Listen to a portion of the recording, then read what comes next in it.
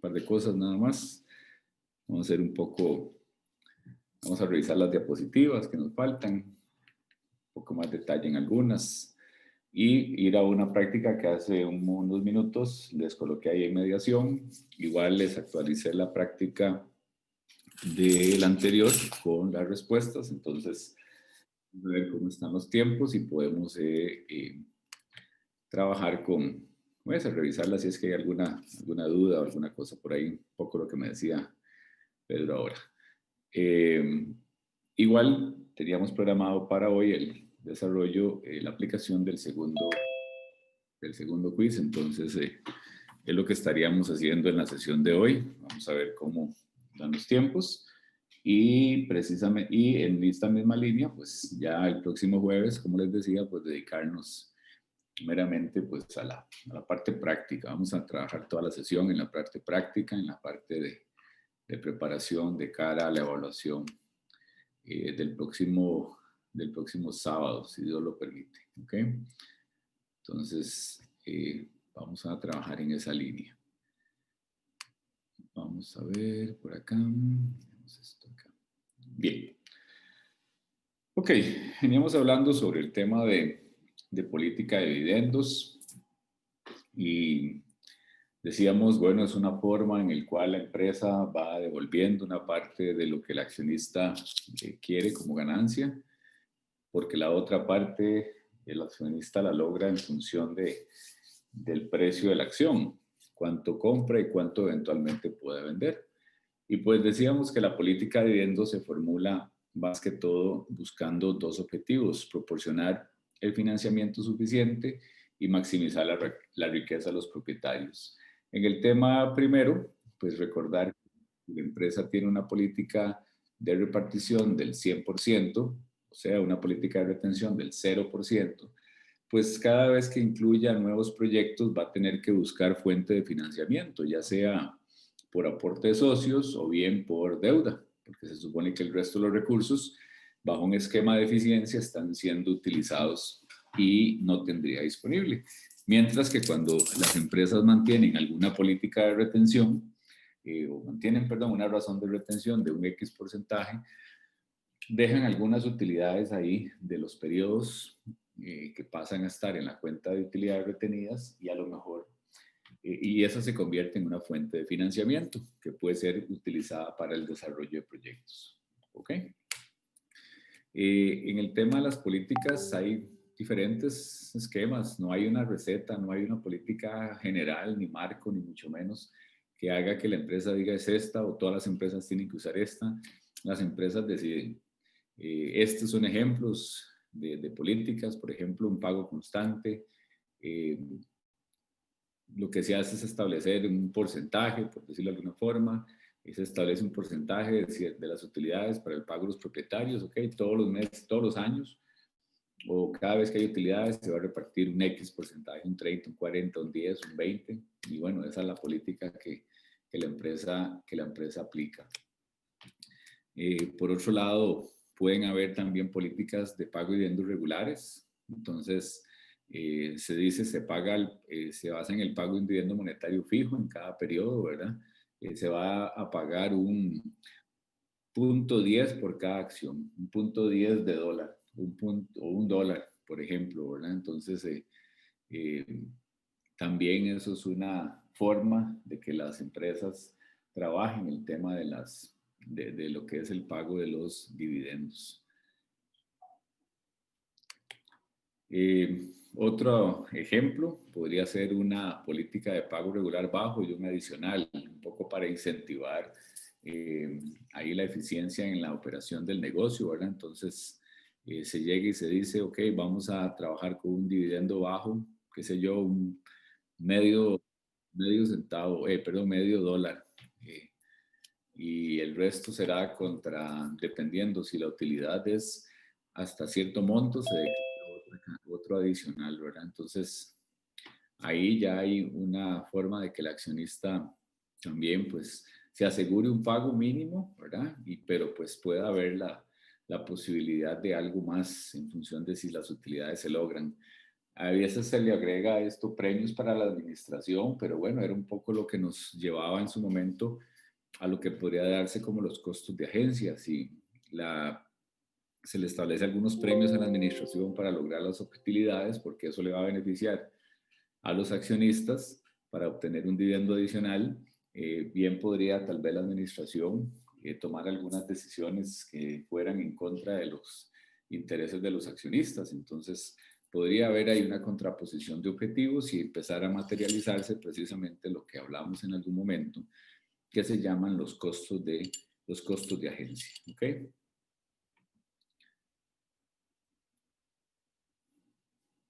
Una política que también podría aplicarse es tener la posibilidad de hacer pagos, o, perdón, declarar dividendos en acciones.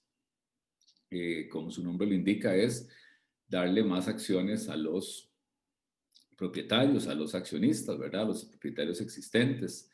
Es un dividendo, pues obviamente no requiere efectivo y es una forma, bueno, de superar lo que hemos hablado en su momento de que, bueno, si la empresa no tiene disponible en cash para pagar, no puede, aunque quiera pagar dividendos. Y alguien preguntaba en la sesión anterior si es posible solicitar un préstamo. Bueno, sí, claro. Lo que pasa es que al final estarías hablando de pedir un préstamo para pagar un gasto. Es decir, dejarse una deuda a un X plazo, puede ser corto o largo, pero en sí es deuda, para pagar algo que no te va a generar ningún tipo de ingresos para hacerle frente a esa operación. Entonces, la deuda pues no es lo más recomendado para pagar dividendos.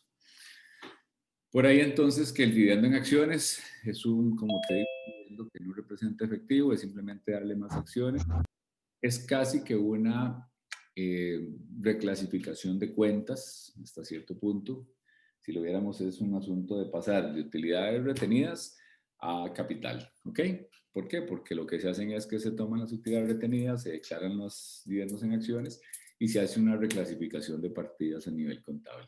Claro está que conlleva todo el proceso de una asamblea, igual que cualquier otro proceso de dividendo, pero no hay ninguna otra transacción que esa reclasificación a nivel de las cuentas de capital.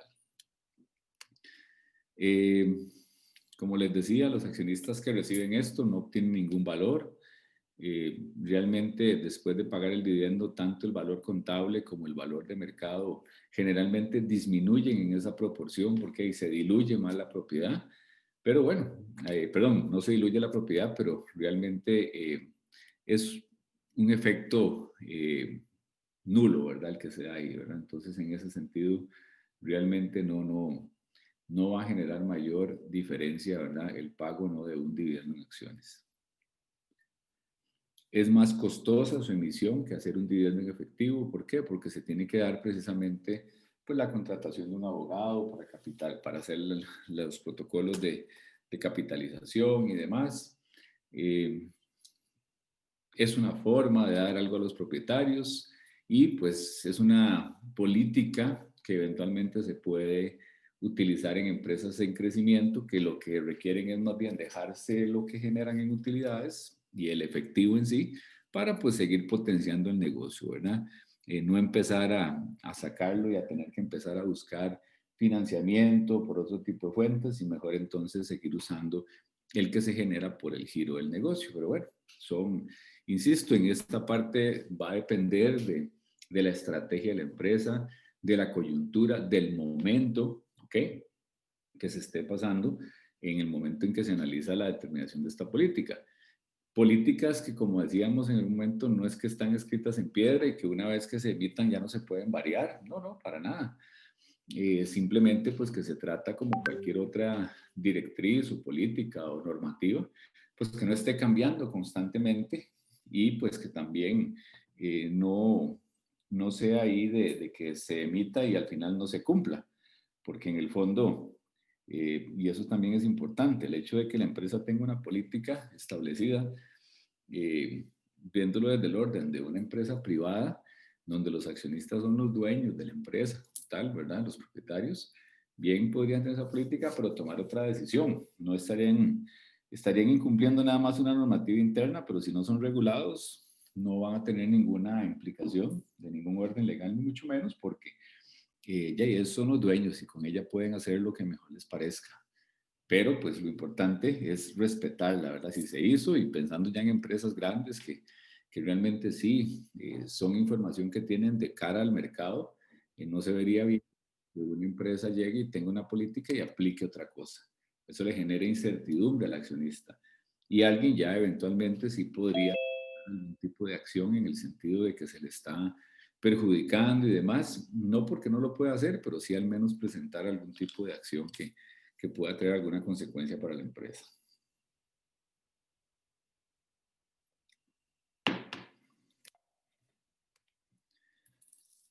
Por aquí vamos a ver un pequeño ejemplo. Permítame, voy a compartir diferente. Permítame.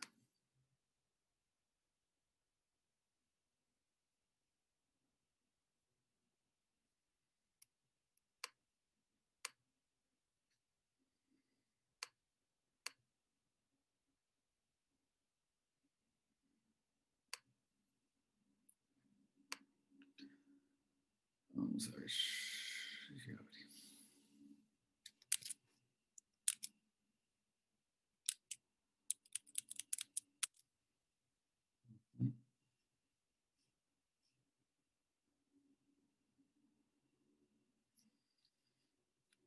Permítame.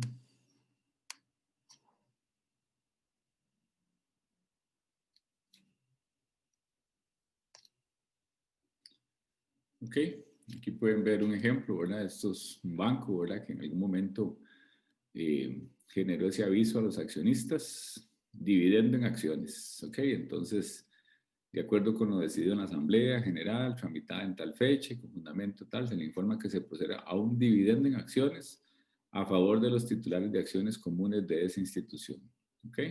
Y entonces ahí señalan ya el momento en el que se va a hacer efectiva, cómo van a tramitar, pero bueno, básicamente aquí es el ejemplo de que se hace una declaración de un dividendo en acciones y que pues si es una práctica, realmente si es una práctica comercial, ¿verdad? Que se puede dar, entonces eventualmente las empresas lo utilizan, ¿ok? Si continuamos, existe dentro también de la política de dividendos una, un mecanismo que es generalmente utilizado para disminuir el precio de las acciones. Y se estudia en esta parte o se analiza en esta parte porque genera un efecto similar al que eventualmente da un dividendo en acciones, ¿ok? Entonces, vamos a ver más accesos. Ok, entonces por eso es que se utiliza en parte de, se estudia en esta parte, ¿ok? ¿Qué es un split? Split es partir, ¿ok? Entonces, una empresa puede tomar la decisión de hacer un split de acciones normal, como se le llama, o un split inverso, que lo que busca precisamente, como les decía, es disminuir su precio. Al disminuir su precio en un determinado producto, ¿qué es lo que sucede? Si yo tengo un producto y ahora lo vendo a un precio más bajo que el que estaba antes, pues más van a poder tener acceso a ese producto, más inversionistas o más consumidores. Entonces, eso mismo pasa en el tema de las acciones. Entonces, por ejemplo, se puede dar algo que se podría dar un ejemplo, es una partición 2-1.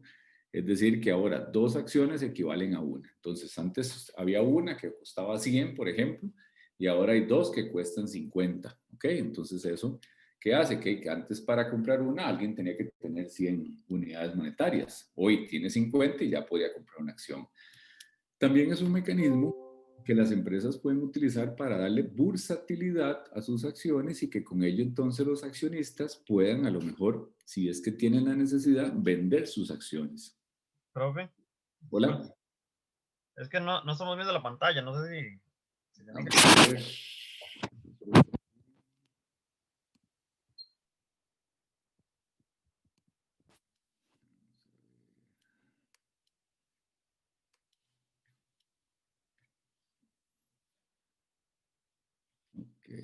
Uy, un momento. Bueno, compartamos esto. Ahora sí. Sí, gracias, profe. Ok, gracias. Ok. Entonces, como les decía, en el tema del split de acciones también es una forma en que las empresas podrían darle la posibilidad o la versatilidad a sus acciones para que los accionistas que tengan la necesidad de vender lo puedan hacer. Si un accionista ocupa vender, si un antes costaba 100, pues obviamente alguien que la quería comprar tenía que tener esos 100. Pero si se hacen split y ahora cuenta, a lo mejor entonces pues más personas puedan acceder a comprarlas y el accionista lograr esa liquidez que necesita. ¿Ok? Entonces también son un mecanismo que se puede hacer. No hay tampoco una forma establecida para cómo se tenga que dividir. Lo que sí está claro es que se tiene que quedar en montos completos, ¿verdad? El valor de la acción no puede quedar fraccionado. Y se los digo porque puede ser 2-1, 5-1. En un lugar donde yo trabajé, hicimos un split, pero era de participaciones de fondos de inversión. Hicimos 1-30. ¿Ok? Entonces, por eso les digo que realmente no hay límite en esa parte. Originalmente comprar una participación, que era algo similar a una acción, costaba 30 millones de colones y con ese split que hicimos, costaron 1 millón. Entonces, más personas o más inversionistas tuvieron la oportunidad de comprar tuvieron la posibilidad de comprar esa partición, ¿ok? Lo otro que se analiza, que ya lo hemos conversado también, es precisamente el tema de la recompra de acciones, porque en la misma línea que lo que hablamos del split o el mismo tema de los dividendos, la recompra de acciones es una manera también de poder aumentar con nada el precio de las acciones. Menos oferta y pues si hay demanda por ese producto, económicamente hablando, eso va a generar un incremento en el precio. Recomprar acciones es sacarlas de circulación. Le voy a sacar Eventualmente, el y Share eso lo Batum. hallo en su Está bien. momento, permite tener acciones disponibles para planes de participación de empleados. Eso es que le dejan ahí en tesorería y después, si las quieren volver a colocar, se les ofrece a los empleados actuales la posibilidad de comprarlas y con ello, pues, que dejen de ser colaboradores, dejen de ser, sí, empleados, colaboradores y se conviertan en accionistas. Entonces, vale, es una forma también de utilizarla en planes de participación a nivel ya de estrategias de recursos humanos y demás. Y como les decía, pues realmente pues también el retiro incrementa el valor de los inversionistas en función de que ahora hay menos acciones y entonces pues pueden llegar a aumentar su valor en función de que si hay demanda, ¿verdad?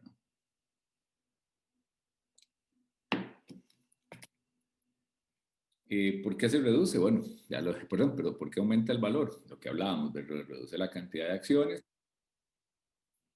reduce la cantidad de acciones en circulación y por ende aumentan las utilidades también por acción. Eso también es importante. Recuerden que la UPA, la utilidad por acción, se calcula sobre se calcula utilizando las acciones en circulación. Entonces, si en algún momento la empresa tiene a 1000 acciones, sacó 100 de circulación, o sea, están en acciones en tesorería, a la hora de calcular la UPA no lo va a hacer sobre 1000, no va a ser sobre 900, porque se calcula la UPA solo sobre las acciones que están circulando, no sobre aquellas que están en tesorería, que están retenidas en esa parte, porque al final, si se declara un dividendo, pues es dejárselo a la misma empresa y eso la norma no lo permite. Decíamos, el efecto contable de la recompra es similar al pago de dividendos en efectivo. Entonces, por ello que en algún momento les comentaba yo que la recompra de acciones fue un mecanismo que se usó para darle más dinero al inversionista, porque se le compraba la acción a un X precio y eso le beneficiaba desde el punto de vista de impuestos, porque tenía una ganancia de capital que no era agravada y por ahí entonces que le queda más dinero para él. Con los cambios en las leyes actuales, principalmente a nivel Costa Rica, pues ahora todas las ganancias de capital pagan impuestos, sea la primera o sean otras sucesivas. Entonces por ahí que ya ese efecto realmente no se genera, ¿ok? Bueno, como les decía, ya esas acciones se llevan acciones en tesorería. eventualmente podrían venderse nuevamente. Y lo que les decía, eventualmente cuando las acciones se venden y el dinero recibido por la venta excede el costo, se graba la ganancia de capital, ¿verdad? Que eso es lo que decía anteriormente, no se grababa, por lo menos la primera o las primeras 2 veces, y ahora sí, desde el día 1, perdón, desde la primera transacción de que hay una ganancia de capital, se tiene que pagar impuestos sobre eso.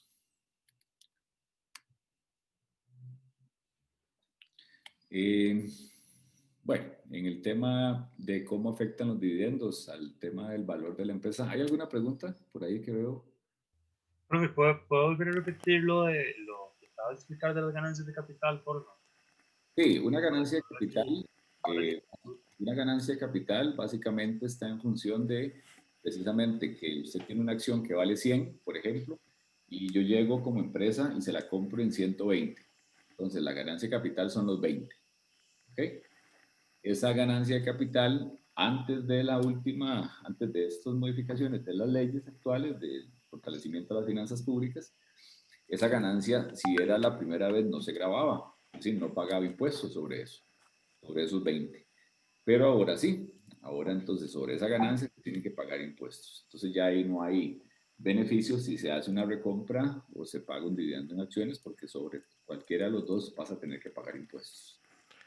Profe, yo también había entendido, digamos, que cuando se declaran dividendos, también esto el gobierno lo considera como ganancia de capitales. Pero en legislación la profesora nos decía que hasta un cierto punto no tiene sentido eso porque si la empresa ganó, ya pagó impuestos sobre las utilidades, ¿por qué los accionistas tienen que volver a pagar sobre esas utilidades? Que es una cosa que al día de hoy no tiene mucho sentido. No tiene sentido, pero así se da. Porque, por ejemplo, si avanzamos un poquito acá, vea, por ejemplo, el tema de los dividendos en Costa Rica, lo que hablábamos. Los dividendos constituyen una manifestación de renta que, de acuerdo a nuestro modelo, está sujeta al tributo del 15%. Entonces, ¿qué pasa? Que en ambos casos el pagador llega y primero graban a la empresa, ¿ok? Y después usted tiene que pagar sobre el dividendo en sí. Sí, y eso, si usted va a la buena teoría contable, ya ese dinero ya pagó impuestos. No tiene por qué volver a pagar impuestos sin nada que ver. O sea, estás pagando 2 veces el mismo impuesto, por ponerlo de una manera. Por eso es que se dice que acá, en Costa Rica, realmente la verdadera impuesto de renta es de un 40.5%. En promedio, un 25% que pagan las empresas, temas promedio, ¿verdad? Y un 15% que paga sobre los dividendos que se le declaran a usted como inversionista, física o jurídica, ¿no? Sí, claro. Y ahí son las tesis que realmente hay sobre eso, ¿verdad? Pero lo que sí está claro es que eh, la única pequeña diferencia que hay es esta que está aquí, en el sentido de que, de acuerdo con el tema de que se puede aplicar un 5% cuando son dividendos generados por acciones emitidas y adquiridas en la bolsa. Es decir, si el dividendo se declara sobre acciones que fueron negociadas en la Bolsa Nacional de Valores, solo pagarían el 5%. ¿Ok? Eso con el objetivo de incentivar a las empresas a ir a bolsa. Pero como muy pocas las que lo hacen, ¿ok? Porque realmente, como hablábamos, si acaso Fitco, ¿verdad? Que es la que podríamos tener mejores ejemplos, es uno que anda por acá y ahorita se los voy a mostrar, realmente todas van al 15%, ¿ok? Entonces, eso pues digamos que para nuestros efectos eso no está generando ningún beneficio, ¿verdad? Voy a mostrarles por acá esto que ustedes pueden ver por acá. Este es de Fitco precisamente, entonces donde hace una declaración de dividendos, ¿ok? Entonces esto es precisamente también lo que yo les he comentado, lo que son los hechos relevantes. Estos hechos relevantes es información que las empresas que participan en bolsa o que cotizan, que son públicas, en el sentido de que una empresa pública no se interprete como que es de gobierno, sino que es que está participando activamente en el mercado bursátil y demás, entonces tiene que estar comunicando todo lo que va a hacer. Y en este caso es precisamente una declaración de dividendos. Entonces acá se le manda a la Superintendencia General de Valores y se le dice que de acuerdo a las disposiciones legales y reglamentarias, la empresa, de acuerdo a su política de dividendos, ¿okay? ¿Cuál tiene su política de dividendos? Ellos la tienen ya establecida, va a pagar un dividendo de 6,75 colones por acción el 11 de marzo, ¿ok?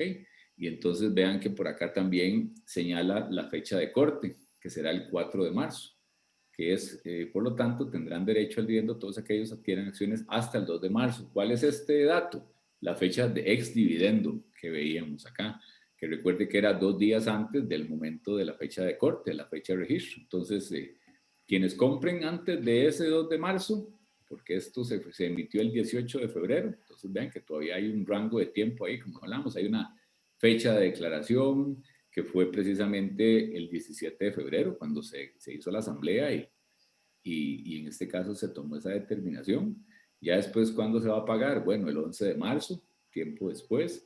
¿Cuál será la fecha de exdividendo? El 2 de marzo. ¿Ok? Hasta ese momento, quienes compren antes de esa fecha van a recibir el dividendo. Quienes compren después ya no lo van a recibir. ¿Ok? Entonces, vean que esto es una aplicación de esta teoría en la práctica y en este caso específico en la práctica de una empresa costarricense, una empresa local. ¿Ok?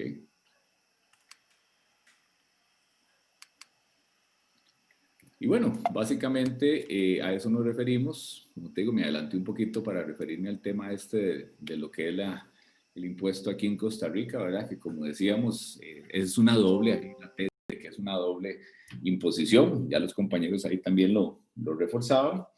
No es un asunto de orden legal, nosotros no vamos a meternos en ese tema. Estamos claros de que las empresas pagan impuestos y si alguien recibe dividendos va a tener que pagar impuestos también sobre eso. Ya es un tema aparte con el fisco, perdón, pero lamentablemente esas son las reglas con las que jugamos y así se tienen que cumplir, ¿ok? Por ahí que entonces a veces los accionistas, pues más cuando toman posición en algún tema de la empresa y demás, pues buscan cómo generarse algunos otros beneficios más allá del dividendo para no ser grabado doblemente. Entonces, pero bueno, no es un tema que nos corresponda a nosotros analizar sobre estrategias para que los accionistas hagan eso, que es lo que les decía, a veces los accionistas pues se aprueban algún tipo de beneficio, ya sea de recibir algún tipo de capacitaciones o recibir algún tipo de beneficio, como por ejemplo viajes o alguna situación relacionada con uso de vehículos o alguna otra cosa que en el fondo pues, le genera beneficios que no tienen que pagar y pues es una forma de irse construyendo dividendos adicionales, ¿ok? Bien, entonces vamos a revisar algunos ejercicios en relación a cómo afectan estas políticas los precios de las acciones y algunas otras cosas más. Entonces nos vamos a ir precisamente a eso. Como les decía, en mediación, vamos a hacerlo por acá, a bajar esto. En mediación está yo le subí una práctica, ¿ok? Yo subí una práctica relacionada con este tema. Entonces vamos a ir comentando algunos de esos ejercicios para poder comprender el efecto de estos temas de la política de dividendos. ¿Ok? Entonces, permítame para abrirla.